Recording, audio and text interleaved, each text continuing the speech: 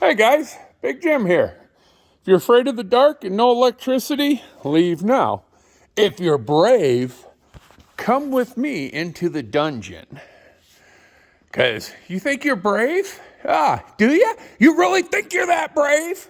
I'm going to scare you now.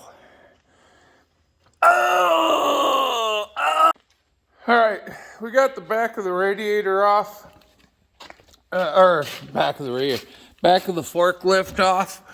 You undo those two bolts there, and then you can get at, there's an adjuster down there, but it's driven off of this shaft, and that has a belt on it that runs the fan up here. So we got that all off, because as you can tell, it definitely needs to get all cleaned out in there. So we'll clean that up. We're draining the coolant right now. We got the propane disconnected, so as soon as we get the coolant drained, I'm going to be dropping the intake and the exhaust. Already got the exhaust bolts off there, and so now I just need coolant down so I can take this off. And we're doing the pump, the whole thing. Once there's a shield that goes here, now that that's out of the way, we can do the water pump without removing the radiator. There's just enough room, but there's enough room. So, all right, guys. Yes, I'm sorry. I'm shooting it with my phone. I forgot the GoPro. We got the head bolts out. Got all the line. Well, that's connected to the water pump. We're ready to lift the head. So, hopefully we'll clear out get that all cleaned up and get rid of the malt shop look and go back to being an engine. But, yeah, this is, we really didn't have to drop this back here, but we're this far, why not clean it? So,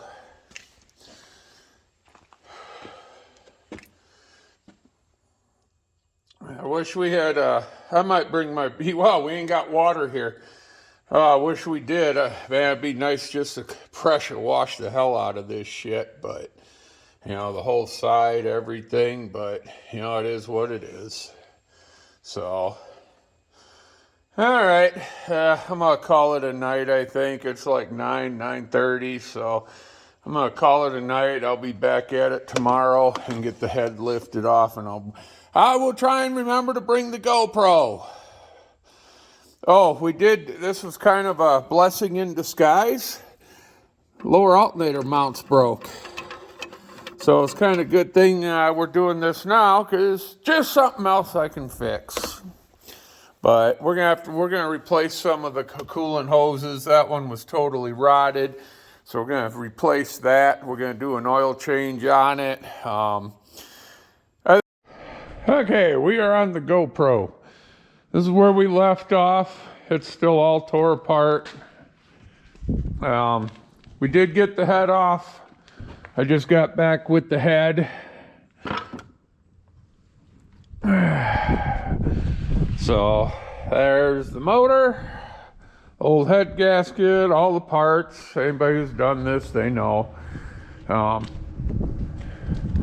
Intake and exhaust comes off as one piece. We already got oil and antifreeze and a new oil filter. So we're getting ready to set the head on it. But before I do the head, now that I got more room without the head there, I'm going to do the water pump, which is right here. So I'm going to get that water pump changed, because it'll be easier without the head on there. So that's where we're at. Okay, I guess we'll be back. Maybe I'll video as I set the head on there or something. Before I set the head, I am going to fix this alternator, because that bottom bracket's broke, so I'm going to weld that up. And I'm not going to show doing the water pump, because with where it's at, I really can't show much anyway. So I'm just going to change that, and then I'll just start the video when I set the head. So, all right. All right, we got the new water pump on it, put a new thermostat in it. We got the head set back down. We got to put sealant, because Chevy the bolts go into the water passages. So we're going to put thread sealant on every one of them, then we'll get the head bolts in and we'll torque them. We're going to go 90 on all these, and the front two you do at 85. Or I'm sorry, I gotta relook. It's 90 or 95 on all these, and 80 or 85. I gotta look again quick. Just on the front too. Now what you gotta remember, since this is a forklift, the motor's backwards, so these are still the front two. Then we'll get the push, once it's all torqued, we'll get the push rods in, and then we'll start setting the valves. But we got the water pump on. This is on. Once we get the head torqued and get the valve set, then we'll put the intake and exhaust on, which go on this side. So that's where we're at. This is the old head gasket. That's all garbage. There's a couple places this was bad. It was pitted and showed signs of leakage, but that's done and over. So that's the intake, and the intake and exhaust is all one piece. We'll wire wheel the ends and get that cleaned up. But that's why we're getting there. At least the head's back on. We just gotta get it torqued. We'll run these lines. This is gonna be new. The line here I took entirely out. That's getting replaced. So all right, I'm done rambling. Let me go and get some more progress done, then we'll video some more. This is what I'm using to seal the threads with. Type 3 Aviation Prime Seal. That's all we're using for putting it on all the threads that go into the water passages. All right. We're back, almost wrapping it up. That's the intake exhaust. Valves are set.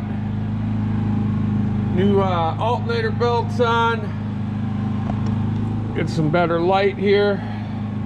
I am spraying that copper on the mating surfaces just to help, because it is such an old motor, all the pitting and that. I am replacing this donut. I got a new one right there. It came with the exhaust gasket, but once I get the intake on, I probably just video once it's running. I started with the valve.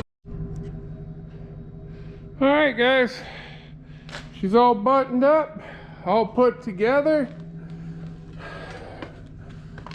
Owner came down. Yeah, we already started it because the other propane tank was empty, so he brought a fresh propane tank. But just in case there's any valve chatter, there shouldn't be, but just in case. I do have to put oil in it yet. Oil filter's located right there. But otherwise, that's going to be about it. And that says it's a simple motor to do it on.